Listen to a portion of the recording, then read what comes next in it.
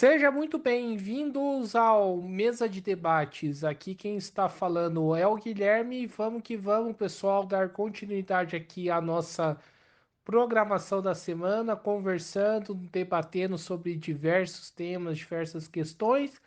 E hoje eu estou com a Regina, ela que é do Capão Redondo, e vamos falar aqui, né, sobre, né, como que andam as coisas aí no bairro, né? Falar de outras questões envolvendo política, né, da cidade de São Paulo, né, do estado e um pouco mais aí do país. Então, né, muito prazer em recebê-lo aqui. Regina, por favor, antes da gente fazer a nossa entrevista, né, por favor, se apresente para o público. Olá, boa noite. Eu sou a Regina, mais conhecida como Regina do Capão, e obviamente moro aqui no Capão Redondo. Sou ativista da Marcha Mundial das Mulheres, da Marcha das Mulheres Negras e do combate ao racismo e outras situações por aí. E é com muito prazer que eu venho falar aqui sobre o meu bairro, sobre o Capão Redondo, onde eu tenho muito carinho. Maravilha, Regina. Então vamos aí para as perguntas, né? Primeiramente, como que anda as coisas aí no Capão Redondo, né? Quais são os desafios, né? Os problemas atuais que vocês estão enfrentando aí na região? Então, Guilherme, nosso maior desafio aqui no Capão Redondo ainda continua sendo políticas públicas, né? E a questão dos nossos jovens negros que no enfrentamento aí que a polícia tem contra a gente, acho que essa parte é mais complicada, né? Mas a maior parte é isso mesmo. A dificuldade que a gente tem, né, de conseguir mais creches, mais escola, né, os córregos, né, sempre na enchente a gente não consegue fazer uma canalização no rio, essas coisas todas assim atrapalha bastante, né? Outra coisa que perturba muito também são os ônibus superlotados e nem sempre o bilhete, que é uma reclamação muito grande também, né? Que esses bilhetes únicos às vezes não dá tempo de fazer a viagem, porque as pessoas pegam dois, três ônibus, demora muito, de um segundo ônibus, então perde aquele negócio lá que aí perde, né? Tem que pagar uma nova passagem. Mas também aqui no Capão nós temos muitas coisas boas, né? Posso falar, por exemplo, das pessoas, né? Sabe, o Capão Redondo é um bairro muito convidativo, muito solidário, as pessoas são solidárias, são pessoas bacanas. A gente não tem só coisas ruins aqui, né? Temos coisas boas. Temos Nildo Regai, Ras MacLeod, temos, né, lutas por moradia. Então, tem situações excelentes aqui que vale a pena a gente estar olhando para esse lado também, né? Olhar o melhor e acabar deixando o pior a gente correr atrás, que é para isso que a gente luta, faz esse processo de estar buscando coisas melhores, né? Para nossa região. Então é muito interessante, é bem bacana também a gente, né, ressaltar essa parte né, das associações que tem aqui que buscam, né, essas questões de políticas públicas. Nem sempre somos ouvidos, mas de repente a gente brigando um pouquinho a gente consegue alguma coisa. Eu acho que assim é isso, né? Falta lazer para os nossos jovens, né? Eles não têm muito o que fazer, são bem ociosos, porque você não tem aqui uma área onde fala assim, o pessoal vai curtir, o juventude pode dançar ali, pode, né, brincar com um parque para as crianças. Então, essas coisas assim atrapalham bastante. A forma da polícia tratar os nossos jovens negros é completamente diferente da que eles tratam lá nos jardins, né? Normalmente, nos jardins, traficante, ladrão é chamado de doutor, de empresário. Aqui não. Aqui eles perguntam primeiro e atira depois. E quando vai ver, às vezes né? O pessoal até inocente, ou nem era motivo para tanto. Então, essa acho que tem sido a maior dificuldade, né? É a nossa perda, a morte de muitos jovens aqui, principalmente o jovem preto. Em relação à questão de políticas públicas, né? O que que exatamente está faltando aí no Capão Redondo, né? E vocês têm algum diálogo com o poder público em relação a isso, né? E qual que é o tratamento que o poder público tem com vocês? Aqui o poder público atender, eles até atendem, são obrigados a atender, né? Mas, por exemplo, se você faz uma chamada para poda de árvore, que tem árvores antigas aqui com mais de 30 anos caindo em cima das casas, eles não vêm podar essas árvores, embora isso aí seja em São Paulo todo. São coisas bem pontuais, como os asfaltos na rua, os buracos, né? Calçamento. É muito difícil para pessoas que têm dificuldade de andar ou tem algum problema físico, uma dificuldade de enxergar, tá andando nessas calçadas. A gente pede a reforma, isso nunca acontece. São esses tipos de coisas assim que, né, falta de luz, que falta e a gente não é atendido. Aliás, a Enel nem atende a gente, né? Então, a gente não consegue ter assim uma. A gente não se sente nem cidadão quando você busca e não é atendido, né? Ou fala, a gente vai ver, deixa para depois, faz o protocolo, esse protocolo aí, como o protocolo da árvore, que tem mais de 100 protocolos de uma árvore que está em risco aqui de derrubar casas, e até agora nada, né? A canalização do córrego, me fugiu o nome do córrego agora. É uma luta que eu venho pedindo faz tempo para canalizar o córrego, porque a gente tem ali tem uma ocupação de um lado, tem uma favelinha do outro, né? Então é muito perigoso. As ruas enchem de água, um muro no meio da rua onde passa ônibus e a gente pede para tirar o muro ou para melhorar, né, a construção daquele muro que tem ali na Luiz de Oliveira, porque tira a visibilidade dos motoristas, principalmente dos ônibus, é muito difícil ali. Também não conseguimos, a gente vai, protocola e nada. Então a gente tem acesso sim, né, através das lideranças, que eu sou uma delas, a gente vai, né, faz ofício, pede para os vereadores, né, e nada acontece. Continua sempre do mesmo jeito. Tem um político que às vezes aparece aqui, a única coisa que ele sabe fazer é campinho de futebol.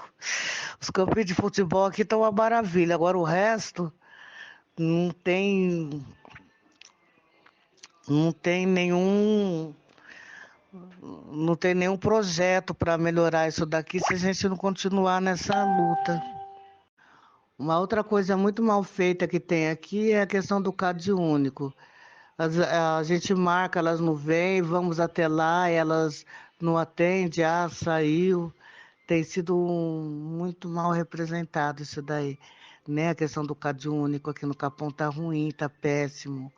Marcação de consulta também, a gente tem essa dificuldade de estar marcando consulta.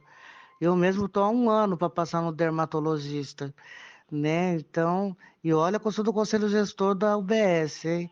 Você imagine as brigas que a gente enfrenta aqui, né? Tem pessoas aí aguardando cirurgia há anos e não fazem.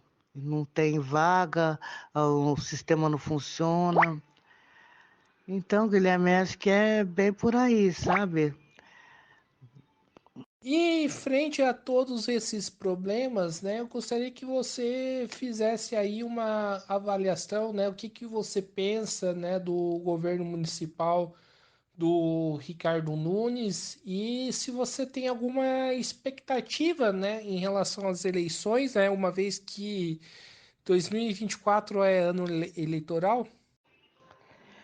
Então, esse Ricardo Nunes é um prefeito que, para mim, ele nem existe, é um prefeito que ninguém nem sabia que ele existia, de repente apareceu aí na cola do outro que morreu.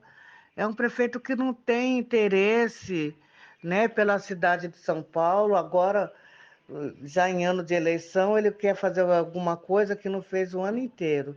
Mas deixa muito a desejar. Justamente todas essas questões que eu estou falando aí são coisas que deveriam ser vistas pela prefeitura, né? Pela... Mas a gente vai estar trocando, né? Eu estou aí cheia de expectativa, torcendo pelo novo prefeito que vem aí, o Guilherme Boulos. Espero que ele seja eleito, que a gente consiga fazer São Paulo melhor, né? São Paulo mudar e ter mais políticas públicas, ter mais zeladoria, né? Ter as praças mais limpas, sabe? Ter alguém que ouça a população, o munícipe que fica muito abandonado. Então, eu não vejo futuro com esse prefeito aí, não. Que venha o Boulos. E, e agora esse prefeito ainda juntando com esse governador carioca aí que quer vender tudo, né? Quer vender São Paulo, fazer leilão da cidade de São Paulo, aí que as coisas ficam piores ainda. Agora que eu descobri que esse áudio dá para pausar, Guilherme, quando a gente para um pouquinho para pensar, né? Eu A gente está numa época, poderia se dizer, muito boa para o Brasil, né? Com um novo presidente, com tudo que essas melhorias que ele vem fazendo, cuidando da população. Mas quando a gente tem um prefeito como Ricardo Nunes e Tarcísio de Freitas como governador, quer dizer, São Paulo fica praticamente fora do Brasil, porque são dois são dois governantes que não estão nem aí para São Paulo. Um quer vender tudo e o outro não quer fazer nada, né? Então a gente fica aí nessa meio que derrotado, né? Adianta ter um presidente bom e ter prefeito, governador que é uma caca. Gostaríamos muito também que mudasse um pouco, né, o currículo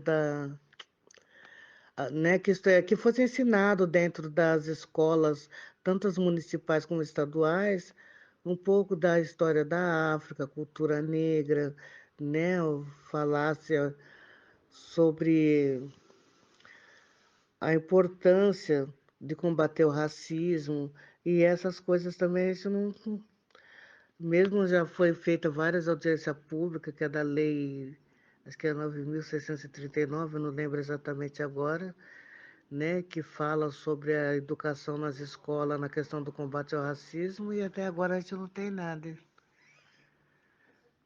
O áudio dá para pausar? Eu nem sabia disso.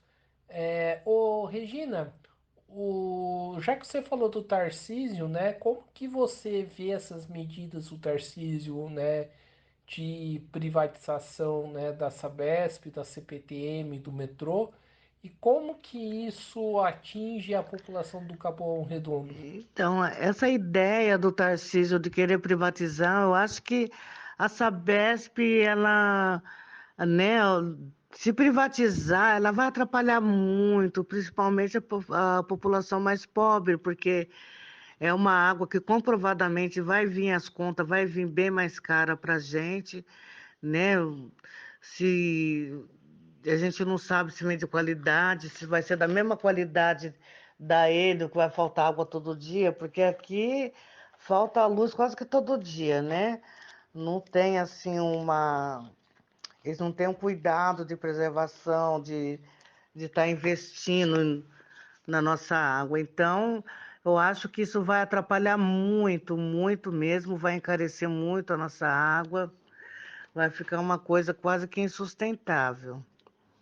Eu vejo dessa forma, assim como a privatização, as linhas que ele tem lá da Via Inutilidade, que ele já privatizou, é uma caca, né? Você vê a linha 5 Esmeralda, a linha 9 da Esmeralda já não funciona bem.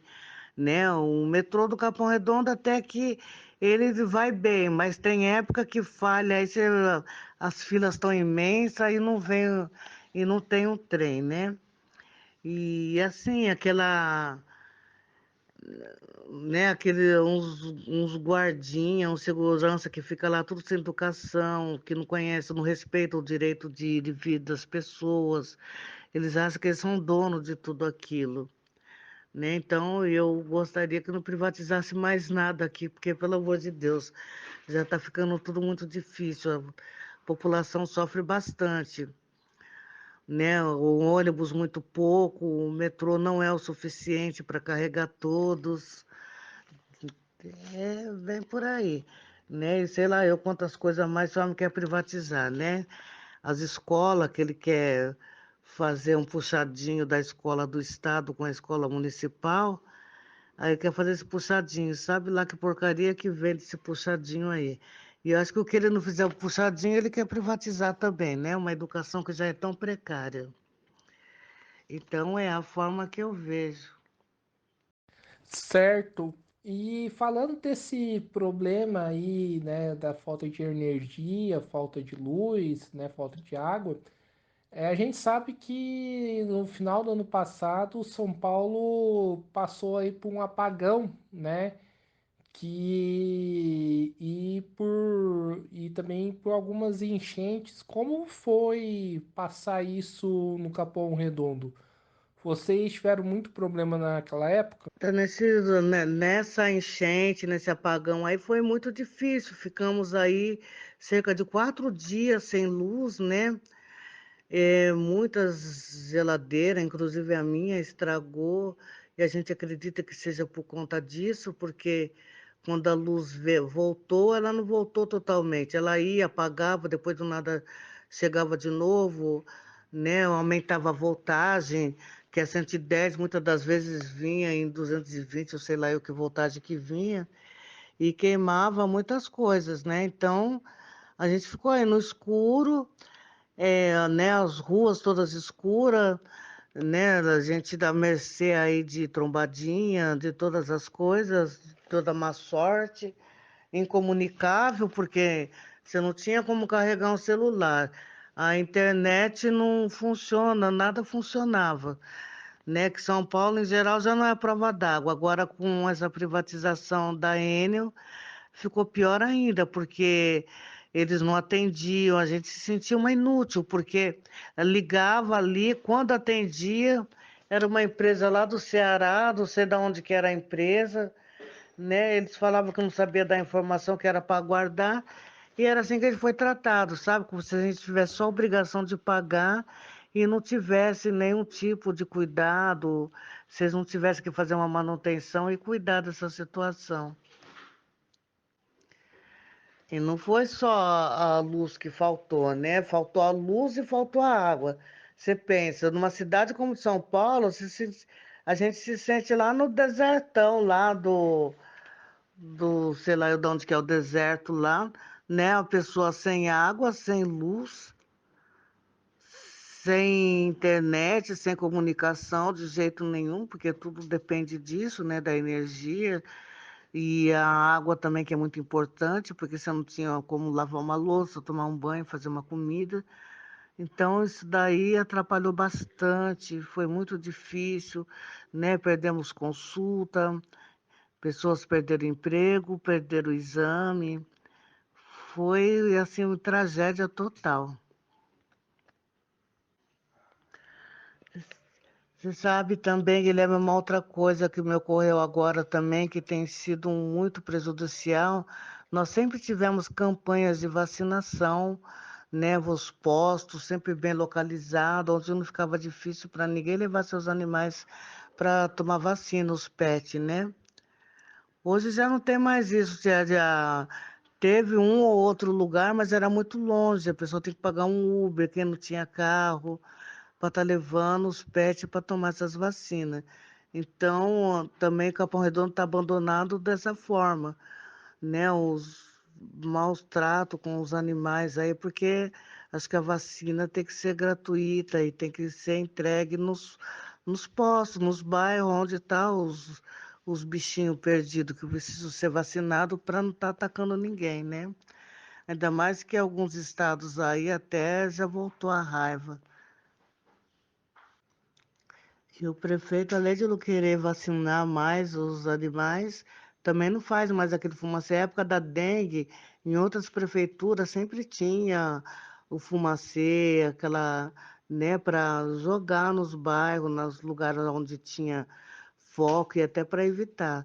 Tudo bem, a gente sabe que prejudica as abelhas, prejudica, né, os outros bichinhos normais da natureza.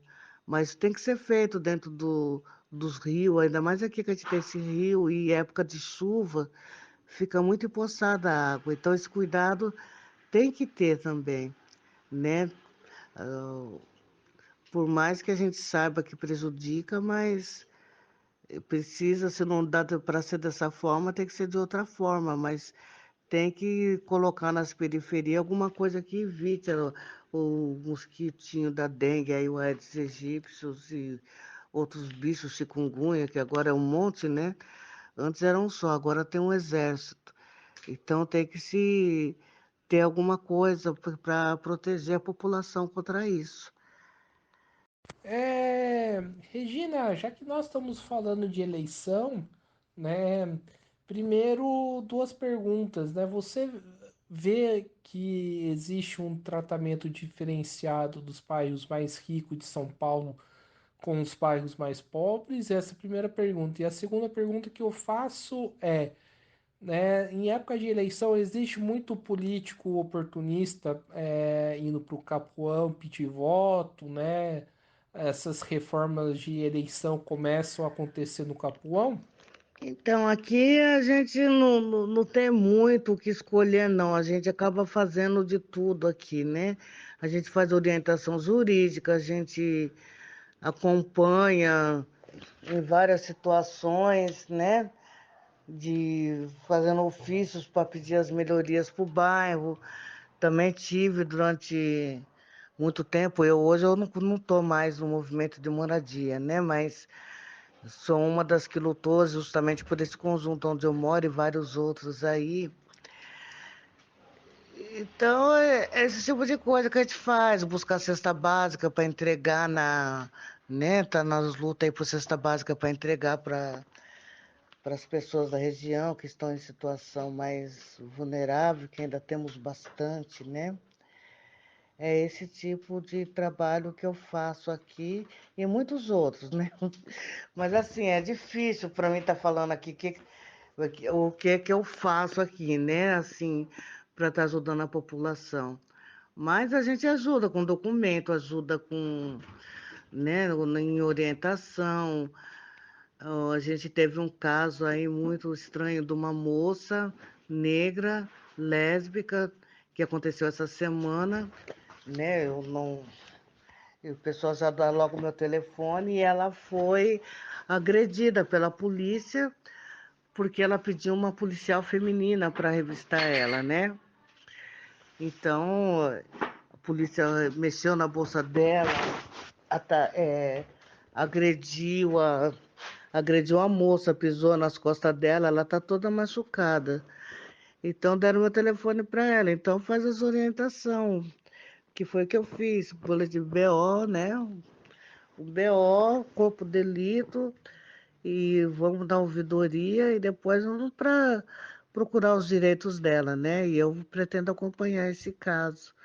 Então, são tipos de serviço que a gente faz, vai buscando ajuda, vai acionando as redes que pode estar ajudando, fazendo alguma coisa, porque orientadora jurídica eu sou, porque eu fiz vários cursos nos direitos humanos, então me dá uma boa base para isso, né? Mas você precisa de um advogado, precisa de várias situações para estar protegendo essa mulher que sofreu vários tipos de preconceito, de humilhação, né? E danos morais. Foi arrancada de dentro de um Uber, né? Então, esses tipos de procura são vários que as pessoas vêm procurar e a gente vai indo, né, pelas nossas fontes, tentando ajudar essas pessoas da melhor maneira possível. E Regina, para a gente finalizar aqui, né? A nossa entrevista está muito boa. Eu gostaria que você falasse um pouco, né, da sua atuação, né? O que que você costuma fazer aí para lutar pelos direitos aí da população do Capão Redondo? Sim, é uma grande diferença dos bairros, né, mais ricos para a periferia, o tratamento é outro, né? Você vê que tudo começa nos bairros melhores, né? Você vai fazer um recapeamento, uma reforma, eles vão fazer lá em Moema, Jardins, Morumbi. Capão Redondo é o último lugar e quando fazem, que nem fizeram um recapeamento aí na Estrada Tapicirica, sem respeito nenhum ao trabalhador, que eles querem fazer isso durante o dia, nem o horário que a gente está saindo para trabalhar. Então, tem sim essa discrepância aí, né? A demora no trocar uma lâmpada quando está queimada, né? A limpeza das ruas que na periferia nem tem, eles não querem nem saber. Limpeza de praça, bueiros, né? Então aqui no Capão Redondo é só depois que você chamar de uma grande enchente. Aí pode ser que eles venham. Então existe essa diferença bem grande no tratamento da periferia. Inclusive até, como eu já tinha comentado ali, até mesmo nas periferias você vê é, um, um traficante nos jardins é chamado de doutor, de empresário.